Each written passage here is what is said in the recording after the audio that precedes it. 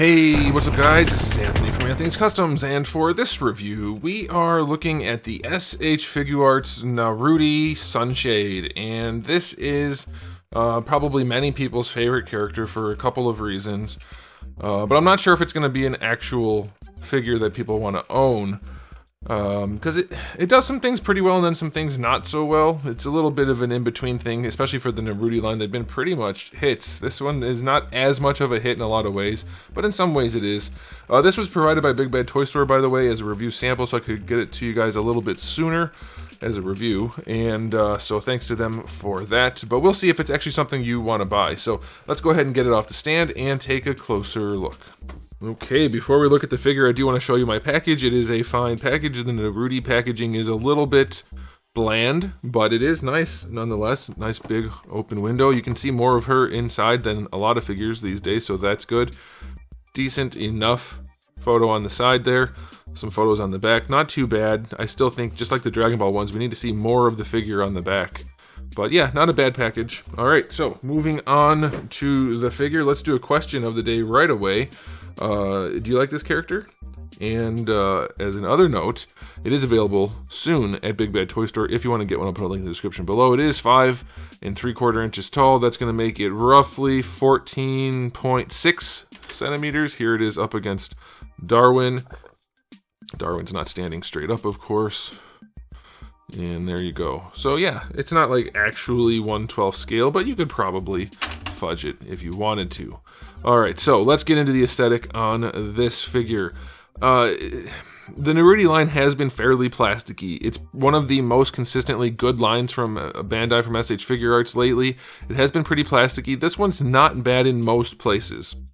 It's a relatively matte finish. I'd say some parts of it are satin, like the pants seem a little bit shiny, just a little bit. It's pretty good looking until you get to her chest, which is probably where most people are going to be looking most of the time, and the skin part is really shiny. Now it's in there, so you're not going to see it as much. It's underneath the layer of other plastics, but given the shape of the cleavage, you may see a little bit extra shine, because that kind of curvature does result in light bouncing off of it, as you can see. So yeah, she does look a little plasticky in the chest, which is annoying. Her face is also a little bit plasticky looking. She's pretty shiny. And that's unusual for the faces from Bandai, so that's a bit unfortunate.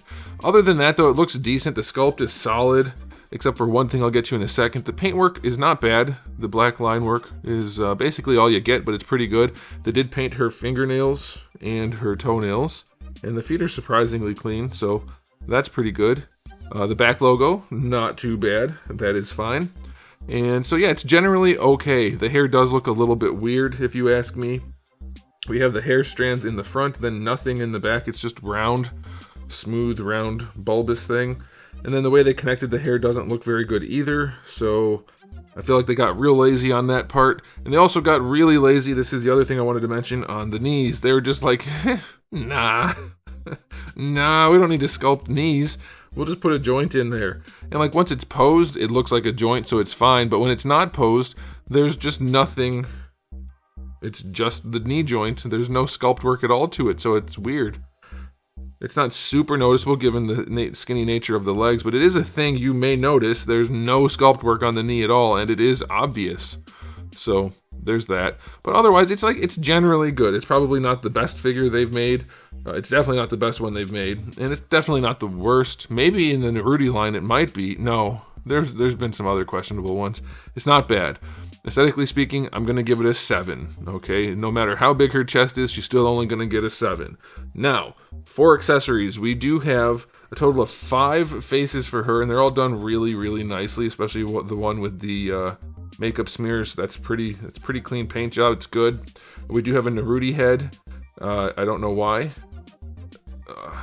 I don't know, but we get that, and so that's a thing. And then you get a whole bunch of hands that are pretty nicely done. Like I said, the nails are painted surprisingly well for such a small paint job. That's good. And then lastly, you get a little necklace, which is also done pretty well. So not the most impressive assortment of accessories, but it is a decent spread. It's certainly not bad. So I'll go 8 out of 10. You could have more, but it's definitely good enough. Okay, let's talk about the articulation. The first thing I want to do is pop the head off, or pop the face off at least, and show you the joint. Come on. Wow, those are really long pegs. That's unusual. They have made me a happy man because it's just a double ball peg. Super simple. Best way to go about it. Very, very nicely done. She's not going to get a ton of range given her hair. If you go back too much, it's obviously going to get in the way. These do have ball pegs on them. Like, they have pretty good range, but they could have had pretty good range without having the sculpt be terrible, if you ask me. That's just, it's really unfinished looking right there. But the hair does pose relatively well, and then because the head's on a double ball peg and the neck is a ball peg also, you can actually move her head around really nicely. It's not too bad at all. Her shoulders, really well done. We have like kind of a standard butterfly. It's not exactly, but either way, it works nicely. You can bring that arm forward pretty well. She's still not getting it across the chest. Her arm, the way it's sculpted, it's unclear which part is which. Okay, so that's the way we want it. Like, you're still not getting it across the chest, and they did not make her squishy chest is not like, I don't think they made it intentionally squishy like some other figures have to allow boob squish for moving the arms. I think it's just because it's PVC, because it's not soft enough. So you're still not getting her arms very far forward, even with that butterfly joint. But that is one of the better kinds of butterfly joints. You do get to bring the arm up nicely, and it will rotate around, but not perfectly. But yeah, it's not a bad set of joints. You get your bicep swivel here if you want it. Double jointed elbow. For the slightly baggier sleeves, it's pretty well done. It's done almost like Tanjiro, if I remember correctly. She has a ball peg in there for the forearm to deal with the baggy sleeve. That's nice. Then you get a ball hinge wrist. The hand is kind of loose on it though, but it works. It's a little loose, but it's not terrible. All right, so now we have a joint here. I'm not sure if this is a floating piece. It feels like it. I mean, it's a floating piece. I'm not sure what's going on underneath that. Is definitely the right way to say that. I'm not sure what's going on underneath that. But when I try to do the articulation, you'll get to see what kind of range we have. I think it's just ball pegs. But let's see. Going over to the side, it doesn't really want to go too far, and it's moving at the top rather than at the bottom of where you would expect a double ball peg to be. So that's a bit of a bummer. Leaning forward, very little range, and then leaning back. Oh, you know what? Let's just do this. So they put a ball... What is that? Is that... Okay, it is just a ball socket with a ball on top. Why did they do it like that? Why does Bandai need to overcomplicate things? I can't even say it. What the heck is going on in here? I don't know.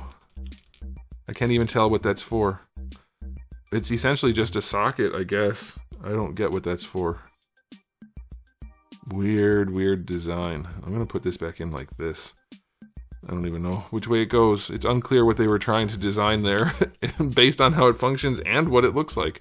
So yeah, her torso is unreasonably limited. Like, just throw a couple ball pegs in there. You'd have been done.